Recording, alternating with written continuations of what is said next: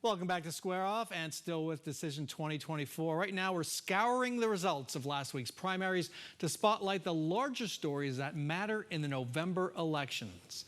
Let's check in with our politics panel for their takeaways. Democrat Tony Cani of Slingshot Campaigns and Republican Marcus Dell'Artino of First Strategic Communications and Public Affairs.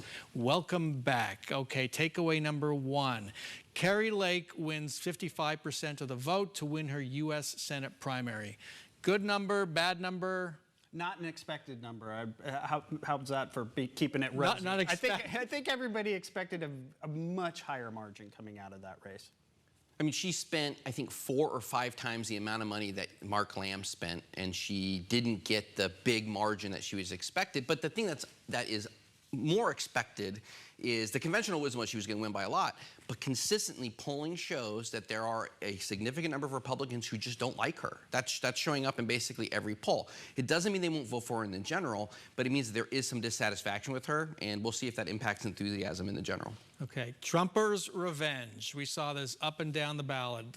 More conservative types like Ken Bennett, Ben Thomas, Stephen Richard, Jack Sellers, they're gone.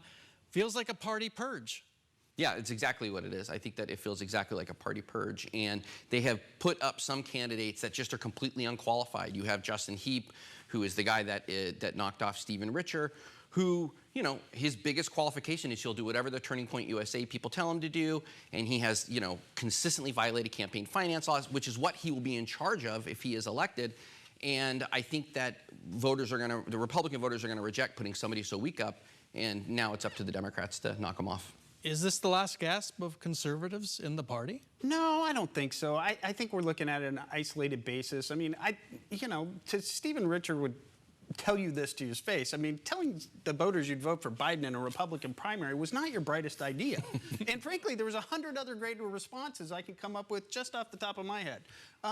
You know, we're not talking about Tom Galvin wins over Michelle Ugenti, so there's an exception. Vince Leach is winning over Wadsack. There's an exception. So I think all these races are sort of, independent on their own. Before the primary, I said this was an election about the future of elections. 4 of the 5 Republicans on the county board, plus the county recorder, will be gone in January. In their places, who knows what? The board is up for grabs. You guys agree with that we're at a turning point now with this primary as to what the future holds for the defense of our elections? Well, I think it was set up to be different anyway, just if you look at the changeover in the board to your exact point. So and frankly, we don't know if it's going to be 3-2 Democrat, 3-2 Republican. You know, we don't know how this is going to pan out. So, will it have a change on elections? We'll have to wait and see. Well, I mean, the motivating factor around the people who are funding these folks who won on the Republican side is dramatically changing the way elections are run in our state, getting rid of vote by mail, getting rid of a lot of these things that they have pushed conspiracy theories about. Even if the offices specifically can't actually do anything about it, that's what they're saying they're going to do if they win. And so, you know, I'll say that in the county recorder race, the Democrat who, frankly, a lot of Democrats are waiting for Richer to win. That's what happened. Since Richer lost, he's raised $50,000 in like a day and a half. Tim Stringham. And, you know, and he's a smart guy with a good record. And so now he's going to have to get running to try and win that race. And I think he can do it. Surprises. I'll throw this one out. Dr. Amish Shah winning the CD1 crowded race. No TV ads, no social media, a lot of signs, a lot of door knocking. Surprised? I am surprised, and frankly, I'm somewhat happy for him because it proves shoe leather works. You know, the guy wasn't up on TV. He wasn't drowning in campaign money. He just put in the hard work, and literally, he's always been on, my top 3 hardest working campaigners in Arizona, and he earned it, every bit of it. Yeah, he's really good at the doors. I mean, I know that my in-laws, one day I came home and they had when he was running for state leads, they had a sign up in his yard. And I go, did somebody put this up? They're like, we met this guy. He convinced us to vote for him. We put the sign up. And that's exactly what his strategy is. And I think that the folks who are running against him were all running the same kind of campaign. And then he was able to sort of sneak in and win. And now, he's going to have to sort of run a much bigger sort of media campaign to win in the general election, but I think he's well positioned to take on Schweikert. The stakes rise dramatically. Yeah, exactly. And I'm sure the money's going to flow in too, in a way that he didn't have before.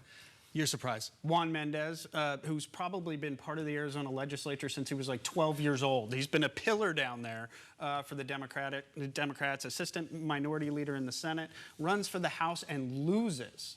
It was a real shocker. I've had to look at that result at least 3 times to believe it. Your surprise. Shauna Bullock, who is barely surviving in her race against Josh Barnett, who's a guy who just runs and runs and runs and loses and loses and loses, a real conspiracy theorist.